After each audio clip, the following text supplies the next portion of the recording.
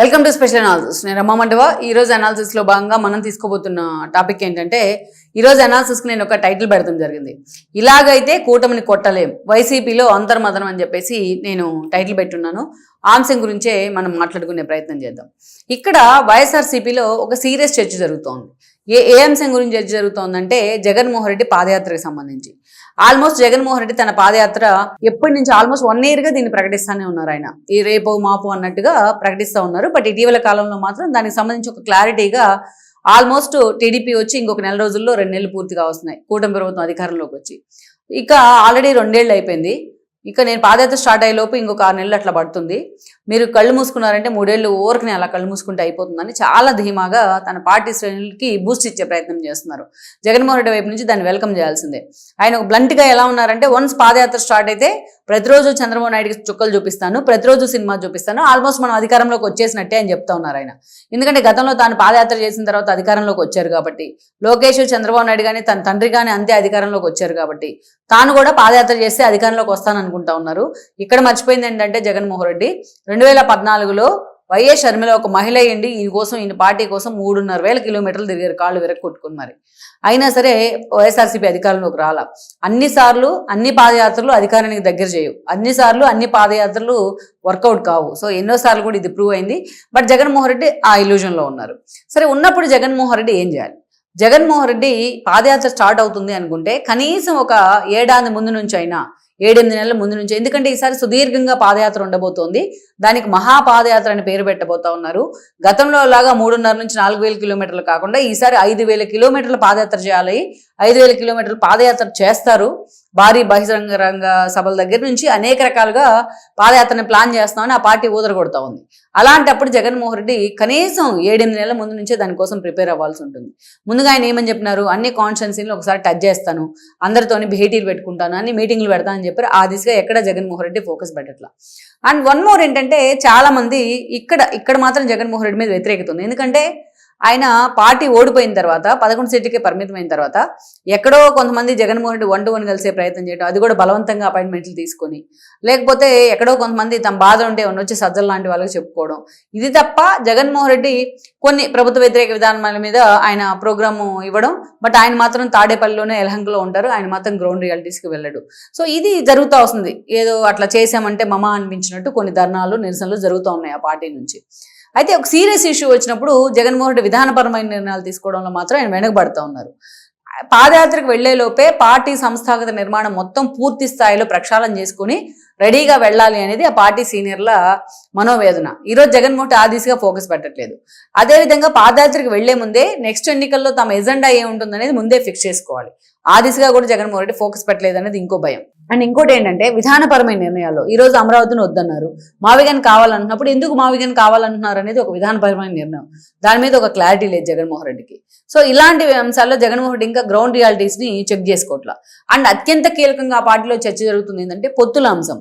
ఈరోజు కూటమి కలిసి ఉన్న రోజులు ప్రభుత్వ వ్యతిరేక ఓటు చీలే అవకాశమే లేదు, అది మనం రాసివచ్చు. మళ్ళీ కూటమినే పోటీ చేస్తుంది 3 పార్టీలు కలిసి. అందుకే ఈరోజు మోడీ అండ్ టీం ఏపీ మీద ఫోకస్ పెట్టిన విధానమే మనం చూస్తూ ఉన్నాం. అటు చంద్రబాబు నాయుడు కానీ, లోకేష్ కానీ, పవన్ కళ్యాణ్ కానీ పదే చెప్తా ఉన్నారు, మేము ముగ్గురు పార్టీలు 3 పార్టీలు కలిసి మళ్ళా పోటీకి వెళ్తాం, మరో 15 ఏళ్ళు ఇలాగే ఉంటుంది రాష్ట్రం అని చెప్పేసి. సో ఆ యాంగిల్ వైఎస్ఆర్సీపీ ఎలాంటి ఎఫర్ట్ పెట్టట్లేదు. వాళ్ళ ముగ్గురిని విడదీసినా ఈరోజు ఆ ప్రయత్నం వర్కౌట్ కాదు. కనీసం వైఎస్ఆర్సీపీ తనకు అనుకూలంగా ఫైట్ చేసే వాళ్ళు ఎవరుంటే వాళ్ళన్నా కలుపుకునే ప్రయత్నం చేయాలి. ఈరోజు దేశ స్థాయిలో మోడీని కాదని ఇండియా కూటమి వైపు జగన్మోహన్ రెడ్డి వెళ్లే ప్రసక్తే లేదు. కేసుల భయం ఆయన వెంటాడుతూ ఉంటుంది కాబట్టి. కనీసం రాష్ట్రంలోనైనా లెఫ్ట్ పార్టీలని ఎందుకు జగన్మోహన్ రెడ్డి కలుపుకునే, చిన్న చితక పార్టీలు ఇంకా చాలా ఉన్నాయి, ఎందుకు జగన్మోహన్ రెడ్డి కలుపుకునే ప్రయత్నం చేయరు? సరే, వాళ్ళు పోటీ చేస్తారా, వాళ్ళకి టికెట్లు ఇస్తారా, ఇవన్నీ తర్వాత సంగతి. కనీసం వాళ్ళ ఆ ఎర్ర జెండాలు వచ్చి వైసీపీతో కలిస్తే కనీసం ప్రజా ఉద్యమాలని నీట్గా నిర్మించుకోవచ్చు. జగన్మోహన్ రెడ్డి నేను సింగిల్గానే వెళ్తానంటాడు. లెఫ్ట్ పార్టీలతో కలిసి ఎక్కడ మోడీ కోపం వస్తుందని జగన్మోహన్ రెడ్డికి భయం. సో ఆ యాంగిల్లో జగన్మోహన్ రెడ్డి నేను సింహాన్ని సింగిల్గా వస్తానంటే సీనియర్లకు అసలు నచ్చట్లేదు.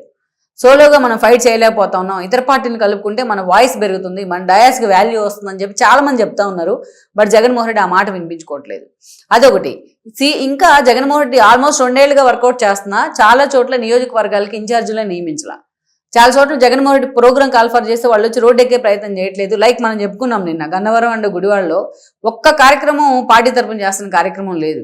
వాళ్ళిద్దరు ఇన్యాక్టివ్ అయ్యారు కేసుల వల్ల కావచ్చు, జైల్లోకి వెళ్ళి రావడం వల్ల కావచ్చు, అటు వంశీ కానీ ఇటు నాని కానీ. ఇలాంటి కాన్స్టిట్యున్సీస్ చాలా ఉన్నాయి. లైక్ ఒక కుప్పం కానీ, ఒక మంగళగిరి కానీ, అదేవిధంగా ఒక టెక్కల్ కానీ. సరైన నేతే లేడు ఈరోజు వైఎస్ఆర్సీపీకి ఇలాంటి కాన్స్టిట్యున్సీస్లో.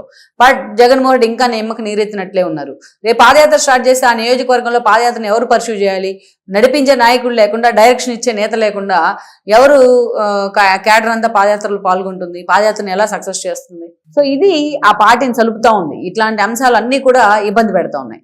అండ్ ఇంకొక అంశం ఏంటంటే అసెంబ్లీకి వెళ్ళకపోవడం అనేది చాలా కోపంగా ఉన్నారు. కేవలం ఎమ్మెల్యేలే చాలా మంది వ్యతిరేకిస్తూ వాళ్ళు దొంగ సంతకాలు పెట్టి శాలరీలు తీసుకుంటా ఉన్నారు. అలాంటిది మిగతా నేతలు కూడా చాలా మందికి దీంట్లో అభిప్రాయ భేదాలు ఉన్నాయి జగన్మోహన్ రెడ్డి అసెంబ్లీకి వెళ్ళకపోవడం మీద. మన ప్రెస్ మీట్లో కూర్చొని నాకు మైక్ ఇవ్వరు కాబట్టి వెళ్తలేదు, లేకపోతే చిన్నపిల్లలు నాకు చాక్లెట్ ఇస్తేనే స్కూల్కి వెళ్తా అన్నట్టుగా చెప్తే ఎవడు నమ్మడు. నాకు ప్రతిపక్ష నేత హోదా ఇవ్వట్లేదు, ఇవన్నీ కన్విన్స్ చేయాలి. జనం అంత ఈజీగా నమ్మరు. ఇవన్నీ మీరు వెళ్తే కదా తర్వాత సంగతి చూసుకోవచ్చు అంటారు. సో ఇలాంటి విషయాలు ఇది విధానపరమైన నిర్ణయం. మరి ఇలాంటి విషయాల్లో జనానికి ఏం చెప్పాలి అనేది ఒక క్లారిటీ ఉండాలి. గతంలో అంటే పీకే లాంటి ఒక టీం ఉంది, వాళ్ళు ఎగ్జిక్యూట్ చేసుకుంటూ పోతే ఈయన దాని ప్రకారం నడుచుకుంటూ వెళ్ళాడు. ఈరోజు ఆ టీము లేదు. గతంలో పార్టీని చూసుకోవడానికి తన తల్లిలో చెల్లో ఉండేది. ఈరోజు వాళ్ళిద్దరిని వ్యతిరేకించుకున్నారు. తాను పూర్తి స్థాయిలో గ్రౌండ్లో ఉంటే పార్టీని పర్సూ చేయడానికి ఆర్థికంగా అన్ని రకాలుగా అండదండలు అందించడానికి విజయసాయిరెడ్డి, వేమిరెడ్డి, మేకపాటి ఇలాంటి నేతలంతా ఉన్నారు. ఈరోజు వాళ్ళు ఎవ్వరూ జగన్మోహన్ రెడ్డితో లేరు. సో ఇన్ని పాదయాత్రకు వెళ్లే ముందు జగన్మోహన్ రెడ్డికి ఇన్ని ఉన్నాయి. ఇప్పుడు దాకా నేను చెప్పిన కేవలం టిప్ ఆఫ్ ఐస్బర్గ్ మాత్రమే. ఇన్ని సమస్యలు ఉన్నాయి. కనీసం ఇలాంటప్పుడైనా లెఫ్ట్ పార్టీని కలుపుకోండి, లెఫ్ట్ పార్టీతో కలిసి వాయిస్ వినిపించండి అని మొత్తుకుంటా ఉన్నారు ఆ పార్టీ నేతలు. కానీ జగన్మోహన్ రెడ్డి మాత్రం ఒప్పుకోవట్లా, అసలు అందుకు అంగీకరించట్లా. అండ్ ఇంకొక కీలకమైన అంశం ఏంటంటే నిజంగా రాష్ట్రంలో ఒక క్రైసిస్ ఉన్నప్పుడు, ఒక ఇబ్బంది వచ్చినప్పుడు, ప్రభుత్వం వైపు నుంచి అనేక లోపాలు ఉన్నప్పుడు వాటిని క్యాష్ చేసుకోవాల్సిన సందర్భం ప్రతిపక్ష పార్టీది. వాటిని కనీసం హైలైట్ చేస్తే జనంలోంచి కొంత వాళ్ళకి శాంటిటీ అన్న వస్తుంది ప్రతిపక్షానికి. ఇప్పుడు ప్రజెంట్ మనం చూసాం, ఒక 5-6 రోజుల పాటు పెట్రోల్ డీజిల్ కొరతతో రాష్ట్రం నిజంగానే ఇబ్బంది పడింది. రాష్ట్ర ప్రజలు కూడా ఇబ్బంది పడ్డారు. కరెక్ట్గా ఆ టైంలో వెళ్ళి జగన్మోహన్ లండన్లో కూర్చున్నారు. పార్టీ శ్రేణులు ఎలా గైడ్ చేయాలి, ఎలా చేయాలి అనేది కూడా ఎవరూ లేరు అక్కడ గైడ్ చేయడానికి. ఎప్పుడో సజ్జల ప్రెస్ మీట్ పెట్టిన తర్వాత ఆయన కాల్ఫర్ చేస్తేనే 2-3 ఏదో ఎమ్మెల్యే అభ్యర్థులు రోడ్డు మీదకి వచ్చి హడావిడి చేశారు. దాన్ని ఏ స్థాయిలో తీసుకెళ్ళాలి ఆ అంశాన్ని? 5 రోజుల పాటు జనం క్యూలో నిలబడితే నిజం ఫోటోల్లో కూడా చూస్తున్నాం కదా మనం వాస్తవం. సో అలా నిర్ణయాలని సరిగ్గా వాటిని ఇంప్లిమెంట్ చేయడం, తీసుకోవడం ఒక ఎత్తు, వాటిని ప్లాన్ చేయడం ఒక ఎత్తు, వాటిని ఎగ్జిక్యూట్ చేసి ఇంప్లిమెంట్ చేసి గ్రౌండ్ చేయడం ఇంకొక ఎత్తు. వీటన్నిటిలో ఒక టీం అంటూ జగన్మోహన్ రెడ్డి దగ్గర లేకుండా పోతా ఉంది. ఇక టీడీపీ నుంచి కొంతమంది సఫికేషన్ ఎదుర్కొంటున్న వాళ్ళు, టీడీపీలోకి వెళ్ళి సఫికేషన్ ఎదుర్కొంటున్న వాళ్ళు కొంతమంది ఉన్నారు. ప్రతిపక్షంలో ఉన్నప్పుడు వాళ్ళకి ఏదో ఒక హామీ ఇచ్చి వాళ్ళ పార్టీలోకి తీసుకోవాల్సిన బాధ్యత ఉంది. వెళ్ళిన నేతలు చాలా మంది వైఎస్ఆర్సీపీలో ఉండుంటే బాగుండేది అనుకున్న కొంతమంది ఒకరిద్దరు ఉన్నారు. వాళ్ళని తీసుకొస్తే బాగుంటుంది అన్నది సీనియర్లో జరుగుతున్న చర్చ. బట్ జగన్మోహన్ రెడ్డి ఇవన్నీ ఏం పట్టించుకోడు. ఓన్లీ 3 అవర్స్ ప్రెస్ మీట్ వారానికి ఒకసారి, వారం అంతా సరిపడా ఫీడ్ ఇస్తాడు ఆ 3 రోజుల ప్రెస్ మీట్లో, లేకపోతే ట్రోలింగ్ గురవుతారు. సో ఇవన్నీ వైఎస్ఆర్సీపీ శ్రేణుల్లో, వైఎస్ఆర్సీపీ నేతల్లో పూర్తిగా జరుగుతున్న చర్చ ఇది, సీనియర్ నేతల్లో. సో ఇవన్నీ గ్రౌండ్ చేసుకుంటేనే జగన్మోహన్ రెడ్డి పార్టీకి కానీ ఆయన ద్వారా మనకు కానీ ఎంతో కొంత భవిష్యత్తు ఉంటుంది అని కూడా వాళ్ళు అనుకుంటా ఉన్నారు. అందుకే మనం చూసినట్లయితే ఇలాగుంటే మాత్రం, ఇలా మనం ఏదో ఒక ఇష్యూని హైలైట్ చేసి దాన్ని కాడి కింద పడేస్తే కూటమిని ఎక్కడ మనం బ్రేక్ చేయలేం, కూటమిని ఓవర్కమ్ చేయలేం అన్న చర్చ ఆ పార్టీలో జరుగుతోంది.